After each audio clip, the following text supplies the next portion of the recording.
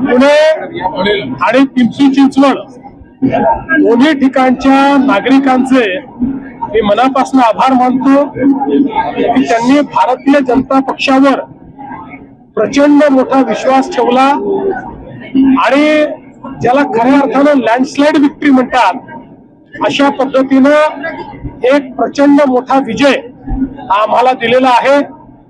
त्या सर्व नागरिकांचे मी केवळ आभारच मानत नाही तर त्यांचं या ठिकाणी ऋणनिर्देश देखील करतो।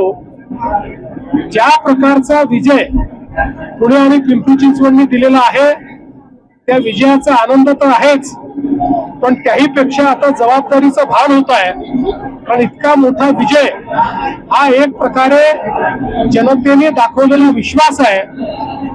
विकासावर, मोदीजींच्या विजनवर, भारतीय जनता पक्षाच्या कार्यप्रणालीवर हा एक विश्वास आहे आणि म्हणून या विश्वासाला पात्र होण्याकरता आम्हाला जास्त मेहनत करावी लागेल।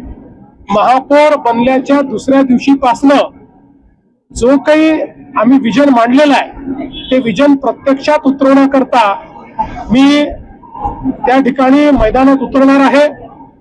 मी विशेषतः आमचे पुण्याची आणि पिंपरी चिंचवडची सगळे नेते मंडळी आहे यांचं मी अभिनंदन करेन की अतिशय मेहनत करून या ठिकाणी या निवडणुकीला त्यांनी नेतृत्व दिलं आणि चांगल्या प्रकारे ही निवडणूक पार पडली।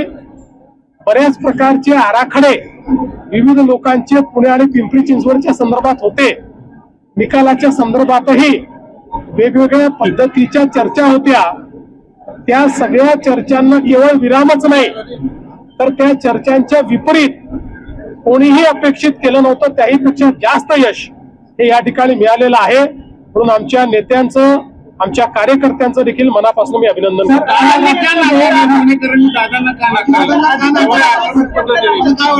मी असं म्हणणार नाही की त्यांना नाकारलं, मी असं म्हणेन पुणेकरांनी मोदीजींना, भाजपला आणि आमच्या नेत्यांना स्वीकारलं।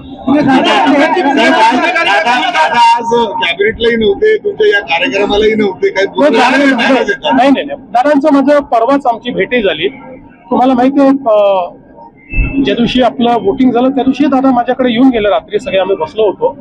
त्यामुळे त्या दिवशीच त्यांनी सांगितलं होतं की माझ्याकडे गव्हर्नर साहेब येणार आहेत, त्यामुळे मी याला येऊ शकणार नाही, आपल्या कॅबिनेटला येऊ शकणार नाही, कार्यक्रमाला येऊ शकणार।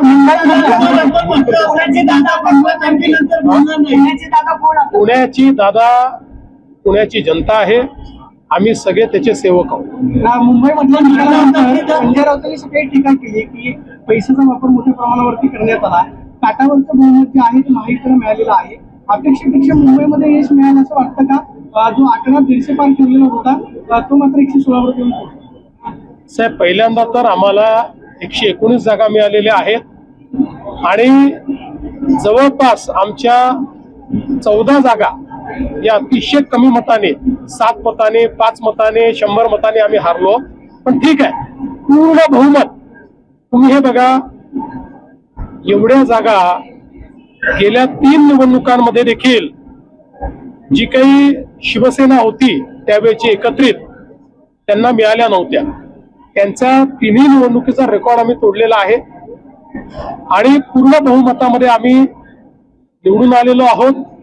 त्यामुळे आता कोण काय म्हणतं, काय असतं की गिरा तो क्या हुआ, टांग तो ऊपर थी, असे म्हणणारे खूप लोक असतात, त्याच्यावर फार काही बोलायचं नसतं। देवाच्या मनात असेल तर उद्धव ठाकरे म्हटले की आमचा महापौर होईल मुंबई।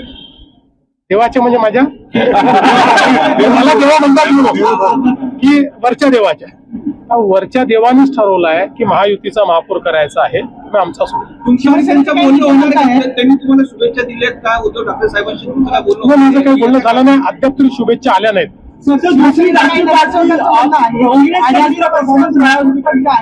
ते वाटलं जावं का? आता मुंबईमधलं महापौर जे आहे ते 2.5 वर्ष भाजप आणि शिवसेनेला वाटून जावं असं काही नाही, आम्ही बसून ठरवू ना। बघा आता याच्यामध्ये महापौर कोण, महापौर कधी, महापौर किती वर्ष वगैरे या सगळ्या गोष्टी शिंदे साहेब आणि मी आणि आमची दोन्हीकडची नेते मंडळी आम्ही बसवून ठरवू, काही त्यात वाद येणार नाही। छान पद्धतीनं दोन्ही पक्ष आम्ही मुंबई चालवून दाखवू. शिवसेनेला म्हणावं तसं यश शिवसेनेला म्हणावं तसं यश मिळलं नाही म्हणून भाजपची अडचण झाली का? मी असं म्हणणार नाही. त्यांच्याही काही जागा खूप कमी मताने गेलेल्या आहेत. शेवटी या सगळ्या निवडणुकीमध्ये मुंबईमध्ये पहिल्यांदाच तेही अशा पद्धतीनं निवडणूक लढत होते. त्या मनाने त्यांना यश चांगलं आलं. अपेक्षा जास्त होती, पण ती काही थोड्या मतांनी त्या जागा गेलेल्या दिसतात. दादा मुलींना आणि महिलांना ज्या पद्धतीने टार्गेट करत होते सांगितलं का तुम्हाला अजून सुद्धा दादा कसं त्यांना आहे, बोलताना? आमचे हे दोन्ही नेते एवढे सक्षम आहेत की त्यांना कोणाकडे तक्रार करायची गरज नाही आहे. ते स्वतःच उरून उरतात आणि ते त्यांनी दाखवून दिले. सर, कांग्रेस के कई जगहों पे खाते भी नहीं खुले हैं और राष्ट्रीय पार्टी कही जाती है, लेकिन उनके जिस तरह हालात में है महाराष्ट्र में खासकर निकाय चुनाव में, उसको मैं आपको साफ शब्दों में कहता हूं कि महाराष्ट्र ने इस बार तय कर दिया था कि जो मोदी जी के साथ हम उनके साथ. इसलिए आप देखिए बीजेपी नंबर 1 पार्टी बनी और हमारे साथ जहां हमारे अलायंस पार्टनर थे उनको भी लोगों ने मतदान किया. तो महाराष्ट्र इस बार पूरे तरीके से मोदी जी के साथ, बीजेपी के साथ, अलायंस के साथ था. और कांग्रेस पार्टी हो चाहे कोई और पार्टी हो, इनको एक प्रकार से महाराष्ट्र की जनता ने बड़ी शिकस्त दी है. उनको ये बता दिया है कि महाराष्ट्र में विकास का एजेंडा चलेगा. कारण तुम्ही निवडून येणारे लोक फोडून तुमच्या पक्षात येतात, जवळ निवडणुका लढवता, विरोधाची मतविभाजन होतं आणि कार्यकर्ता ह्या काळात जिवंत राहील का? कारण की तुम्ही जे राजकारण केलं आहे फोडाफोडीचं असं बघितलं जाते. कारण 20 नगरसेवक तुम्ही इकडे घेतल्यामुळं कार्यकर्त्यांना तीव्र भावना आहे सर. असं आहे, एकूण जर तुम्ही बघितलं तर आम्ही ज्या लोकांना आमच्या पक्षात घेतलं यांची संख्या 10% जास्त नाही. 90% कार्यकर्त्यांना जागा मिळालेल्या आहेत. आणि विशेषतः पुण्यामध्ये काही जे प्रयोग केले ते फार यशस्वी झाले आहेत. जे प्रभाग कधीच निवडून आले नव्हते असेही प्रभाग काही लोकांना घेतलं आणि भाजपची ताकद लावली तर ते निवडून आले आहेत. आमचे कार्यकर्ते मॅच्युअर्ड आहेत, या सगळ्या गोष्टी समजतात. आणि विरोधी पक्ष राहणार की नाही हे सत्ता पक्षाला विचारण्याच्या ऐवजी विरोधी पक्षाला विचारलं पाहिजे की तुम्ही विरोधी पक्षाची कामगिरी करणार आहात का? तुम्ही मेहनत करणार आहात का? तुम्ही मैदानात उतरणार आहात का? मी पण विरोधी पक्षात अनेक वर्ष काढले आहेत आणि रिसेंटली 2019च्या शेवटी सगळ्यात जास्त जागा निवडून येऊनही मी विरोधी पक्षनेता झालो. पण 2.5 वर्ष विरोधी पक्ष नेत्याचं काम हे चोखपणे मी बजावलं. आपल्याला ज्या दिवशी विरोधी पक्षात जातो त्या दिवशी जनतेतही राहावं लागतं, इश्यूज पण घ्यावे लागतात. घरी बसून कुठलाही विरोधी पक्ष तयार होत नाही. सर, आहेत तुम्ही यादी म्हणलेला होता की युती कशासाठी केली हे निकालानंतर राज ठाकरेंना कळेल.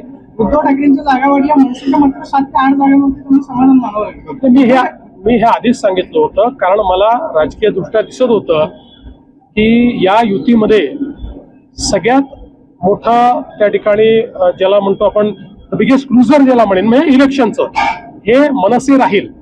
आणि माझं जे भाकीत होतं ते या निवडणुकीने स्पष्ट केलेलं आहे.